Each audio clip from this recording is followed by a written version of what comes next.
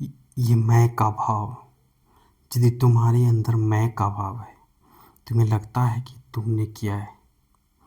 आप देखते हैं ना कि हमेशा कोई बोलता है कि मैं, तो मैं का भाव ही अहंकार है। और इसलिए जब तक आपके अंदर है, तब तक आपको ये खाता रहेगा। ये मैं का जो भाव है ना, I did this work, I have to do, I done this, ये जहाँ भी आई आता है ना, बस समझना बिल्कुल ये आपके अंदर वैसे ही मौजूद है कि जैसे लोहे में जंग मौजूद होता है, जैसे लकड़ी में दीमक मौजूद होता है, और वो दोनों लोहे का जंग और लकड़ी का दीमक उसको अंदर ही अंदर खा जाता है।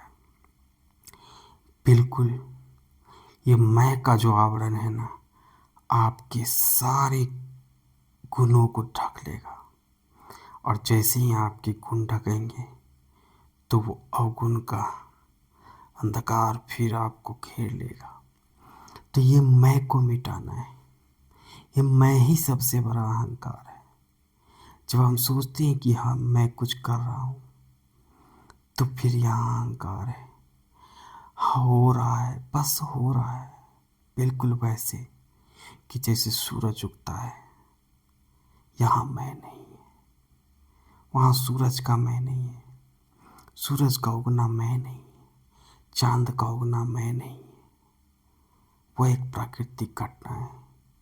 बिल्कुल वैसे ही जो सफलता आपने पाई, जो भी अर्जन किया या जो ना कर पाया, आप उसमें समझो कि बिल्कुल वो हुआ है, बस हुआ है, बस हुआ है।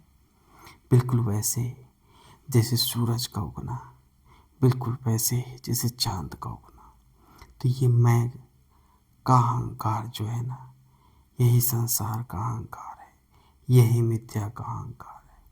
तो मैं को खुद से दूर करो और निर्भय हो जाओ, परमात्मा पर निर्भर हो जाओ, निर्भर हो जाओ। मैं को हटाओ और ईश्वर पर निर्भर हो जाओ और निर्भयता को प्राप्त करो, परमात्मा को प्राप्त करो।